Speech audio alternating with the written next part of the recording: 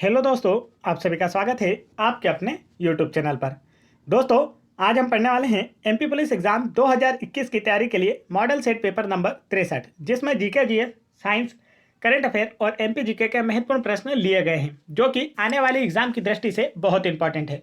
तो चलिए शुरू करते हैं। लेकिन यदि आपने अभी तक मेरे चैनल को सब्सक्राइब नहीं किया है तो आप मेरे चैनल को सब्सक्राइब कर लीजिए और बेल आइकन की बटन भी जरूर दबा लीजिए, ताकि ऐसे इंपॉर्टेंट एजुकेशनल वीडियो के नोटिफिकेशन आप तक आसानी से पहुंचते रहें।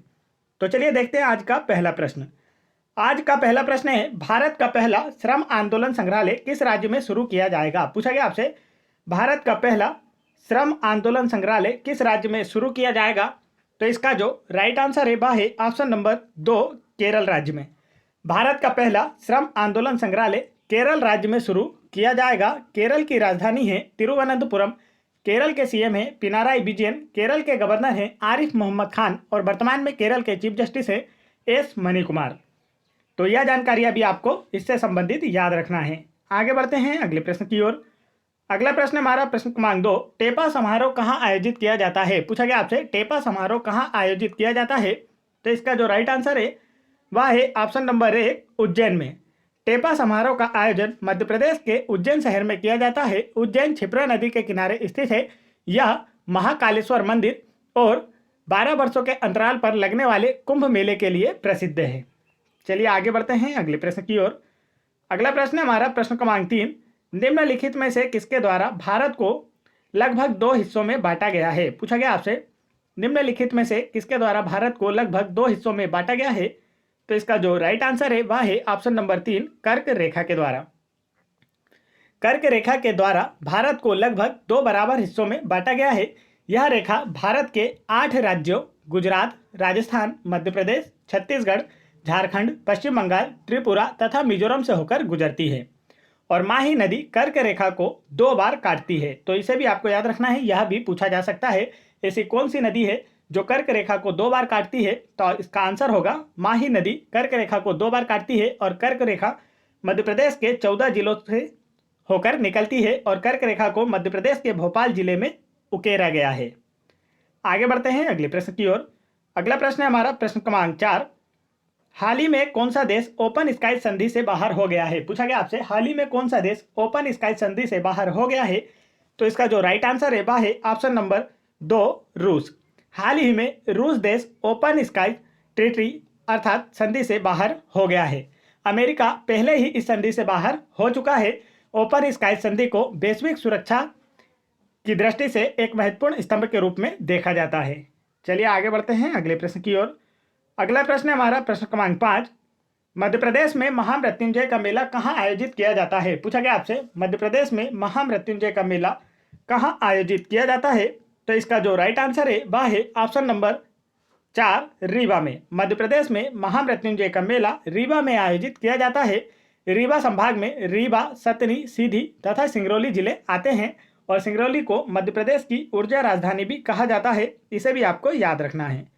आगे बढ़ते हैं अगले प्रश्न की ओर। अगला प्रश्न हमारा प्रश्न क्रमांक 6, श्रीरंगपट्टनम किला कहाँ स्थित है? पूछा गया आपसे, श्रीरंगपट्टनम किला कहाँ स्थित है? तो इसका जो राइट आंसर है वह है ऑप्शन नंबर 1, कर्नाटक में। श्रीरंगपट्टनम किला कर्नाटक राज्य में स्थित है। श्रीरंगपट्टनम किला का संबंध टीपू सुल्तान से है। टीपू सुल्तान की मृत्यु 1799 में हुई थी, इसे आपको याद रखना है, और इसके पिता का नाम हैदर अली था। आगे चलते हैं अगले प्रश्न की ओर। अगला प्रश्न है हमारा प्रश्न क्रमांक 7, भारतीय संविधान के अनुसार राष्ट्रपति कितने सदस्यों को आंग्ल भारतीय समुदाय से लोक सेवा में नामित कर सकता है? पूछा गया आपसे, भारतीय समुदाय के अनुसार राष्ट्रपति कितने सदस्यों को आंग्ल भारतीय समुदाय से लोकसभा में नामित कर सकता है? तो इसका जो राइट आंसर है वह है ऑप्शन नंबर 3, 2 सदस्यों को। भारतीय संविधान के अनुसार राष्ट्रपति 2 आंग्ल भारतीय सदस्यों को लोकसभा में नामित कर सकता है और राज्यसभा में 12 सदस्यों को नामित कर सकता है। राष्ट्रपति अनुच्छेद 331 के अनुसार लोकसभा में 2 सदस्यों को नामित करता है। आगे बढ़ते हैं अगले प्रश्न की ओर। अगला प्रश्न है हमारा प्रश्न क्रमांक 8, निम्नलिखित में से कौन क्षेत्रीय बैंकों को प्रायोजित करता है? 4 ऑप्शन दिए गए आपको और आपसे पूछा गया इनमें से कौन क्षेत्रीय बैंकों का प्रायोजन करता है? तो इसका जो राइट आंसर है वह है ऑप्शन नंबर 1, भारतीय रिजर्व बैंक। भारतीय रिजर्व बैंक क्षेत्रीय बैंकों को प्रायोजित करता है। आरआरबी अधिनियम 1976 को पारित कर ग्रामीण बैंकों की स्थापना की गई थी? केलकर समिति के सिफारिशों को ध्यान में रखते हुए अप्रैल 1987 से कोई नया क्षेत्रीय बैंक स्थापित नहीं किया गया है। आगे बढ़ते हैं अगले प्रश्न की ओर। अगला प्रश्न हमारा प्रश्न क्रमांक 9, बनारस हिंदू विश्वविद्यालय की स्थापना किसने की थी? पूछा गया आपसे बनारस हिंदू विश्वविद्यालय की स्थापना किसने की थी? तो इसका जो राइट आंसर है वह है option number B, Madan Mohan Malviya ने। बनारस हिंदू विश्वविद्यालय की स्थापना मदन मोहन मालवीय जी के द्वारा की गई थी। इस विश्वविद्यालय की स्थापना के लिए काशी नरेश ने 1300 एकड़ जमीन दान की थी। आगे बढ़ते हैं दोस्तों अगले प्रश्न की ओर। अगला प्रश्न हमारा प्रश्न क्रमांक 10, लहंगी नृत्य किस जनजाति के द्वारा किया जाता है? पूछा गया आपसे लहंगी नृत्य किस जनजाति के द्वारा किया जाता है? तो इसका जो राइट आंसर है वह है ऑप्शन नंबर 4, कंजर तथा बंजारों के द्वारा। लहंगी नृत्य कंजर तथा बंजारों जनजाति के द्वारा किया जाता है। आगे बढ़ते हैं अगले प्रश्न की ओर। अगला प्रश्न हमारा प्रश्न क्रमांक 11, तराइन का द्वितीय युद्ध किनके बीच लड़ा गया था? पूछा गया आपसे तराइन का द्वितीय युद्ध किनके बीच लड़ा गया था? तो इसका जो राइट आंसर है वह है ऑप्शन नंबर 4, मोहम्मद गोरी तथा पृथ्वीराज चौहान।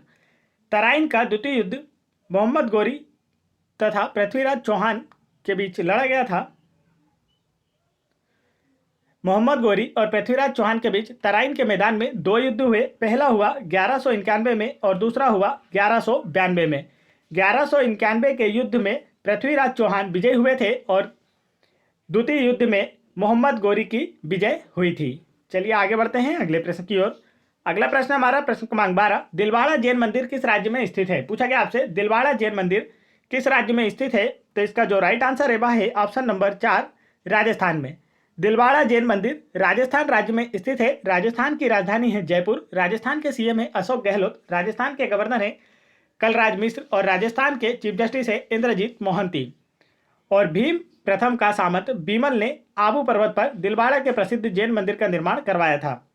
तो दिलवाड़ा के जो जैन मंदिर हैं इनका निर्माण भीम प्रथम के सामंत बीमल के द्वारा आबू पर्वत पर करवाया गया है।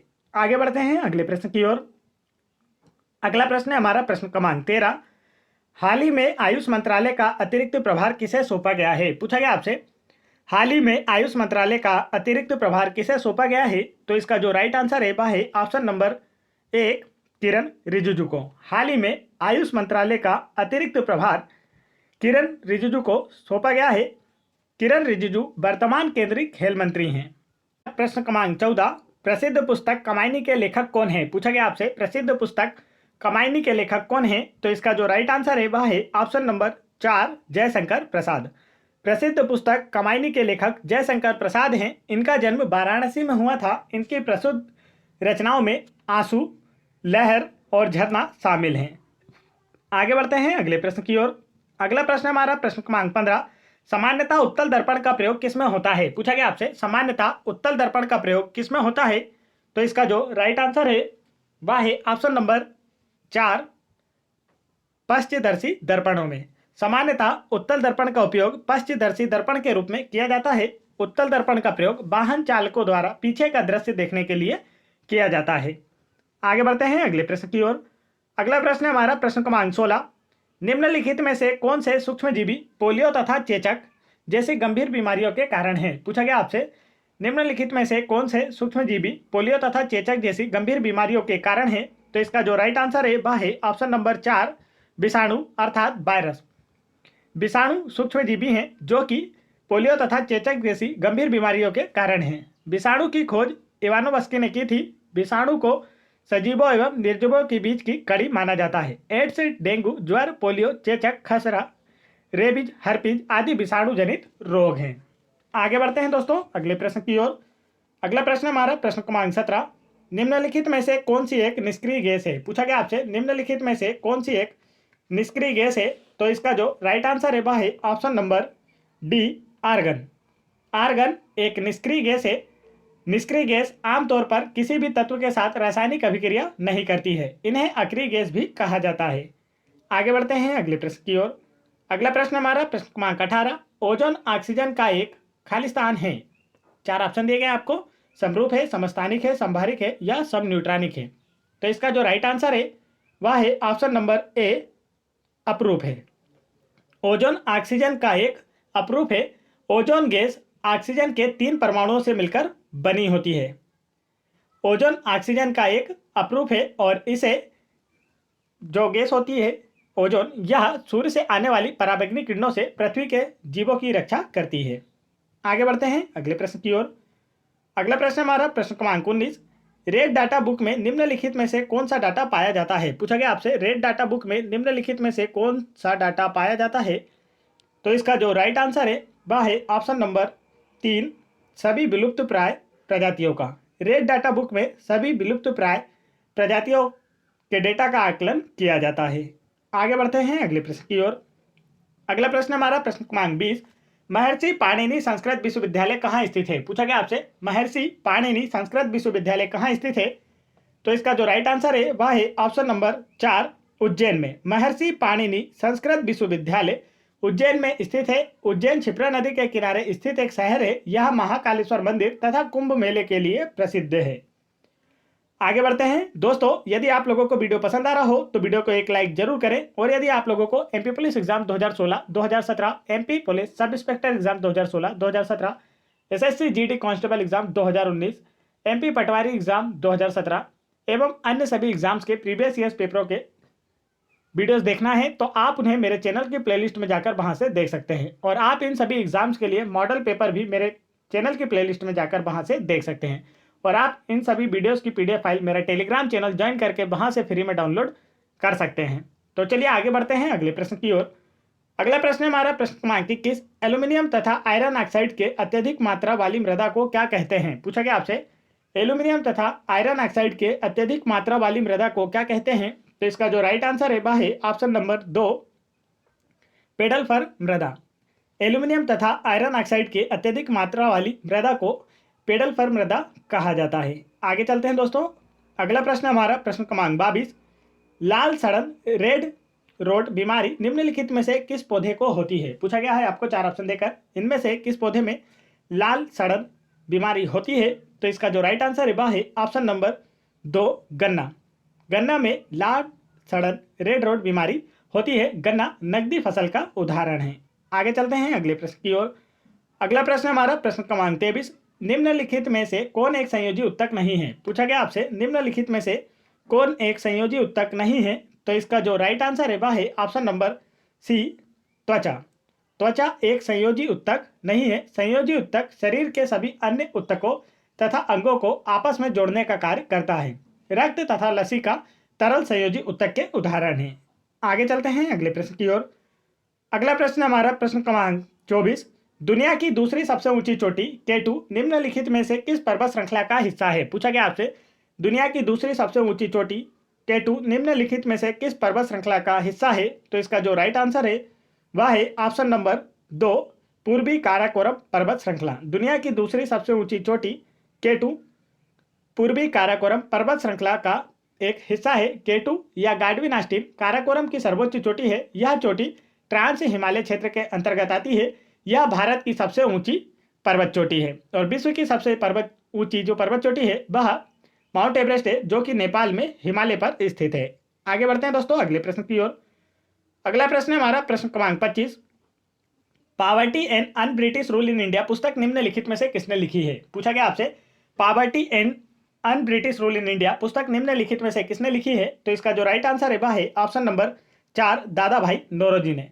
Poverty and un British rule in India पुस्तक दादा भाई नौरोजी के द्वारा लिखी गई है। दादा भाई नौरोजी को grand old man of India भी कहा जाता है। यह ब्रिटिश संसद के सदस्य बनने वाले पहले भारतीय थे। आगे चलते हैं अगला प्रश्न हमारा प्रश्न क्रमांक 26। हाल ही में राष्ट्रीय किसान दिवस कब मनाया गया? पूछा गया आपसे हाल ही में राष्ट्रीय किसान दिवस कब मनाया गया? तो इसका जो राइट आंसर है वह है ऑप्शन नंबर 1, 23 दिसंबर को। हाल ही में राष्ट्रीय किसान दिवस 23 दिसंबर को मनाया गया। भारत में प्रत्येक वर्ष 23 दिसंबर को राष्ट्रीय किसान दिवस के रूप में मनाया जाता है। आगे चलते हैं अगले प्रश्न की ओर। अगला प्रश्न हमारा प्रश्न क्रमांक 27। झूलती मीनारों वाली एक मस्जिद भारत के किस शहर में स्थित है? पूछा गया आपसे झूलती मीनारों वाली एक मस्जिद भारत के किस शहर में स्थित है? तो इसका जो राइट आंसर है वह है ऑप्शन नंबर 2, अहमदाबाद में। झूलती मीनारों वाली एक मस्जिद अहमदाबाद शहर में स्थित है। अहमदाबाद में स्थित सीदी बशीर मस्जिद को झूलती मीनार नाम से भी जाना जाता है, तो इसे आपको याद रखना है। इसका नाम है सीदी बशीर मस्जिद। आगे बढ़ते हैं अगले प्रश्न की ओर। अगला प्रश्न है हमारा प्रश्न क्रमांक 28। तवांग के पास भारत का भूमि विवाद निम्नलिखित में से किस देश के साथ है? पूछा गया आपसे तवांग के पास भारत का भूमि विवाद निम्नलिखित में से किस देश के साथ है? तो इसका जो राइट आंसर है वह है ऑप्शन नंबर 2, चीन देश के साथ। तवांग अरुणाचल प्रदेश राज्य का एक शहर है। चीन इस भूभाग को अपना बताकर विवाद खड़ा कर रहा है। यहाँ एशिया का सबसे बड़ा बौद्ध मठ तवांग मठ भी स्थित है। आगे चलते हैं अगले प्रश्न की ओर। अगला प्रश्न हमारा प्रश्न क्रमांक 29।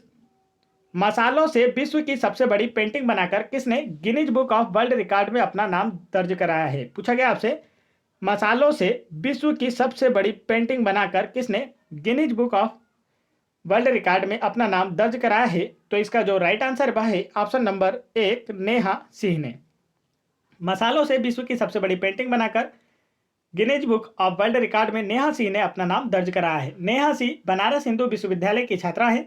यूपी के बलिया की रहने वाली हैं। नेहा सिंह ने मोक्ष का वृक्ष की तस्वीर बनाई थी। आगे बढ़ते हैं अगला प्रश्न है हमारा प्रश्न क्रमांक 30। निम्नलिखित में से किसे कंप्यूटर संचालित करने और विशिष्ट कार्यों को निष्पादित करने के लिए प्रयुक्त किए जाने वाले निर्देशों, डेटा या कार्यक्रमों के एक सेट के रूप में परिभाषित किया गया है? पूछा गया आपसे निम्नलिखित में से किसे कंप्यूटर संचालित करने और विशिष्ट कार्यों को निष्पादित करने के लिए प्रयुक्त किए जाने वाले निर्देशों, डेटा या कार्यक्रमों के एक सेट के रूप में परिभाषित किया गया है?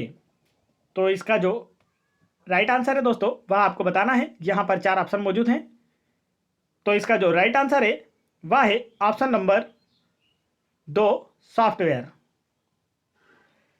सॉफ्टवेयर निर्देशों तथा प्रोग्राम्स का एक समूह है जो कंप्यूटर को किसी कार्य विशेष को पूरा करने का निर्देश देता है। यह यूजर को कंप्यूटर पर काम करने की क्षमता प्रदान करता है। सॉफ्टवेयर को हार्डवेयर की तरह छुआ नहीं जा सकता है।